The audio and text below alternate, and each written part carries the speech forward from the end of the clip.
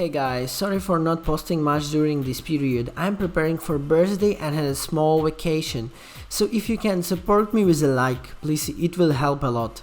Today I'm really excited to show you X4 Foundation. Thanks to X4 team AGOS for supporting and supplying me with a copy. But don't worry guys, I'm not gonna be very basic about them. Don't really worry.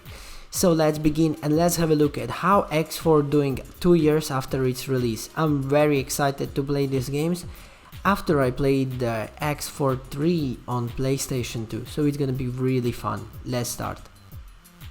The X4 series, for those new to it, are really immersive space simulator sandbox games that simulates what it will be like if you've spent the thousands of hours obsessing peeling money so you can build the bigger and bigger factories until you're the largest economic powerhouse in a galaxy that turns the traitor and declares wars on the rest of the universe, just to watch all the things everyone built go boo. The X series isn't so much a single game as a grab bag of random game loops constantly on a tab, where individual opportunities are nevertheless available only for a limited time. Oh, playing on the same fear of missing out that drives you to buy things on sale. It's especially designed to feed the sense of desire to acquire more invisible if you're not sort of that's vulnerable to the sensation. Welcome to your latest, fortunately upfront priced edition. While played entirely from a first-person perspective, as you buy more ships and hire crews to staff and fly them, the game becomes something of an RTS in combat, and a business management game as you build and manage factories.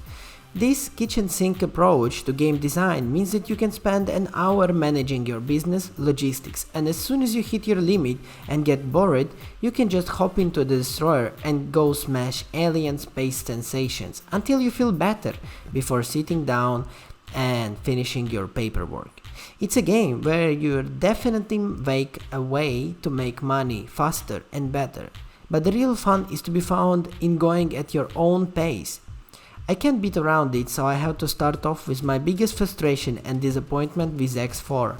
The game is generally touted as having a wide range of support of controls, but the problem is that it's fundamentally not true, because of the baffling design choices and unrateable controls that ruin many custom control schemes, and ultimately forces you to use a HOTAS or other joystick with tons of buttons. Forgo use of some of important controls, or just what is basically is default control scheme with no matter what you wanted to do. I honestly wanted to spend up around 7 hours in the game just cursing and having to rebind controls because of some new aspects of the game interface flows would ruin a control scheme of a comfortable whiz. X4 however has some of the features in that makes its own if you so much nudge the mouse. It freezes up your control and invalidates all commands. At this point I own a Steam controller, so I try to make the Steam controller emulate keyboard buttons. Only some other not bug, it's a feature of X4 control scheme somehow to make it ignore my Steam controller, even while it's supposed by pressing keyboard buttons. If I don't send the game to recognize an X input controller, additionally even thought I have left the trigger set to press the Q key do the rolls to the left if the mouse has been moved in a way in the past several seconds. Tapping the trigger buttons will constantly kill the throttle. Needless to say, because I won't roll mostly in combat, I use mouse for aiming in combat, and I never want to come to dead stop in a combat. This is reactionary and frustrating.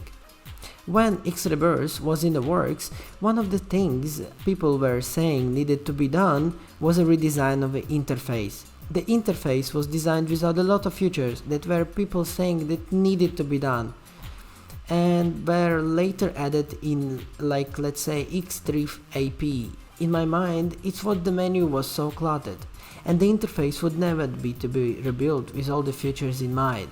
It'd be a new interface with a Mass Effect copying radial menus with 6 options for everything, and that's make things better for the people using controllers somehow.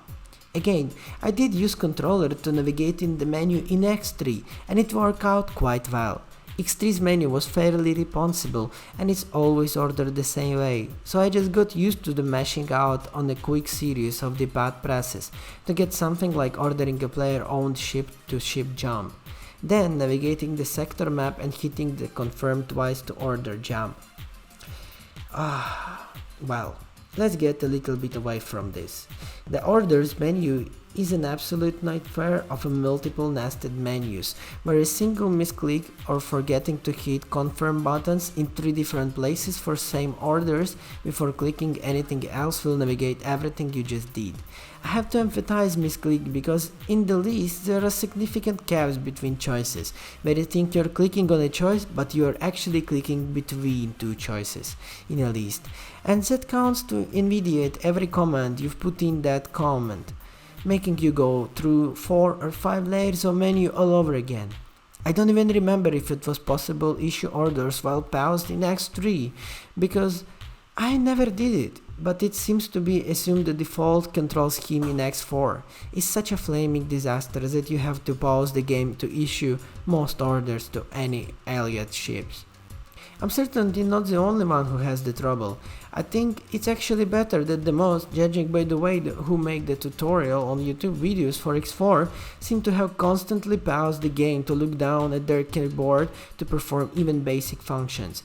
I just try to actually build a working control scheme out of what the game is giving me, in spite of itself.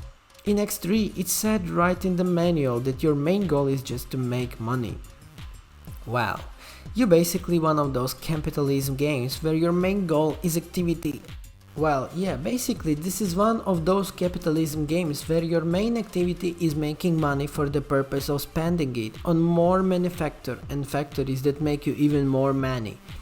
One of the problems with just making money, however, is that once you get the factories and miners, traders set up, your space empire makes money for you.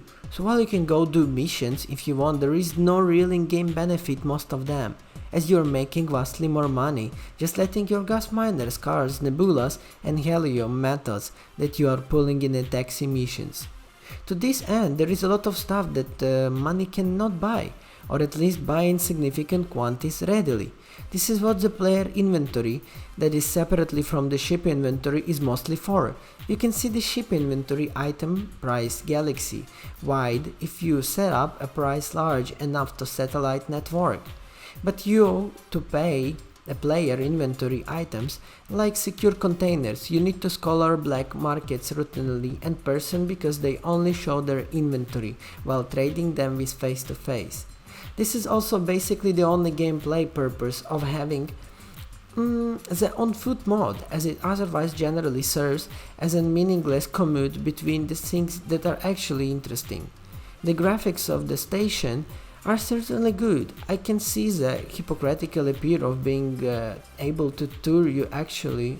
Beyond that, there are also many cosmetic items and special ship upgrades that are tied to competing faction quests, which makes up the main storyline. Some minor factions have a linear plotline, but the major ones have productal missions that can spawn immediately after being essentially 4 successive basic missions, with some more variety of overreaching theme.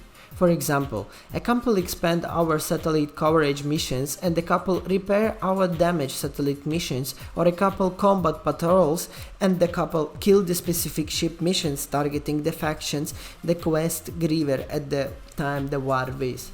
As mentioned before, X Rebirth is a more linear narrative, didn't go over well in the part because of the plot madness. A majority trading company become your permanently enemy, and it's not even supposed to be just your own past sandbox game, so being more specific trader was invalid as the play style. Even in X3 I found the story missions to be an annoying horde that really couldn't ignore. Well, but this is a difference, to be honest. X4 did much better work here in this part, so a big props to AGOS for this part. You know, I criticized a lot about controls and small things that are kind of, how do you say, appear to give your opinion on the gameplay. But a lot of good things that you want to see and low, they are all on like the ground, on your menu and everything. This is the small stuff that you are really starting to see when you're getting deep into the game. But this is for the reason that the game is interesting. Beyond the plot mostly revolves around the faction reputation, you can enjoy basically every faction in the game besides the always hostile Xenon and COG, just by raising your faction reputation to 10. Reputation is the most easily gained by either trading with them or destroying enemy threatening their station. Leaving a mining ship after mining and selling in one faction sector is an easy way to build a faction reputation passively. The game starts with some factions at war, such as Parent Knight, Civil War, and clearing all the missions of linear plots, of achieving certain goals of potential factions missions, with trigger choices opportunities that can get factories to agree to a peace or a cause of further conflict. As mentioned earlier, there is a major rubber banding of a quest like this was in X3. In X3, missions would have a higher difficulty when you have a higher ranks, and combat missions in particular scale to the power of you. In selector missions, assets but payouts, with the combat of power of oppositions as well. It can sound cheesy that the game just spawns in more enemies from nowhere when you get a better ship, but X4 now has a targetable components, meaning you can go for one, directly shoot an engine to kill the mobility ship. Going to the turret strips of the ship its capacity to fight back, and if you're a small fighter, you better take those flak turrets out first. To add this, there is a new feature where flying near a capital ship with flight assist on will have you automatically match the speed, and your movements then will be related to the ship, allowing to fly around and moving capital ship like it were stationary, and the use of the ship itself covered from its own turrets. As added neat feature, capital ships have a L-size shield generators for the whole ship, but local M-size shield generators to specifically cover certain parts like engines or turrets. The engines are the only shielded by the smaller M-size shield, which are an order of magnifying the weaker the L-size shields, so it's possible for a small fighter to blast them, to take them out engines even if they don't have the guns pound down a destroyer shield on their own. Boarding, for the matter, only works on the capital ships. Smaller ships will have the crew bail out as they take hull damage, so the best way to accomplish is that they have to rapid fire low H full damage weapon, like previously Boron, to give a lot of the gentle encouragements to get out of the ship before the task just ups, even against a lone captain. There is no dedicated troop transports in the game, and to be honest, well, I don't know, they might fix some problems, but not in a big way. In X4 there is not only still applies, but the two factors that are always your enemies, Xenon and Hag, are always the fastest and more maneuverable ships in the light scales to the most of the enemies in the game for the maximum annoyance. To the end, AGOS has tried to add more choices to the game by having a different type of every equipment. For a start, weapons already were the most unique thing, but while there is fewer weapons overall, they do feel more distinct from one another. There are powerful plasma cannons with a long range but slow reload times, and slow projectiles that effectively constant stream of laser fire that deals slow burner damage for as long as you can make the turret go under the reticle, and the short battery is a laser shotgun that trades in the accurate to where the pipe is aimed for. I still think X3 is a great looking game and the game that the agent had in the PS2 era, but to be honest, the setup that X4 has is actually amazing. You know, I criticized a lot the game in the beginning, but I wanna say that this is a game that made me tear up a little bit, because this is the game from my really early childhood that I played on PlayStation 2 a lot, really a lot, around 300 hours I spent in the game. So for me, trying this game was a really nice fresh breath, trying something new. I really loved playing it, having some problems, even with a lot of criticism that I have. It's because I love the series and I love the game.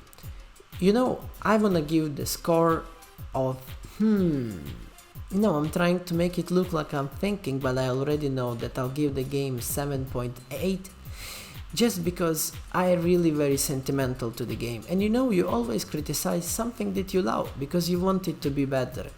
Thank you so much again to AGOS team for supplying me with the key to this great game. I hope in the future the game will develop even more and we will see a lot of great things in the game. Thank you so much for being with me in this video, guys, and I'll see you in the next one. Trust me, this time I'm not gonna disappear for long. Bye bye.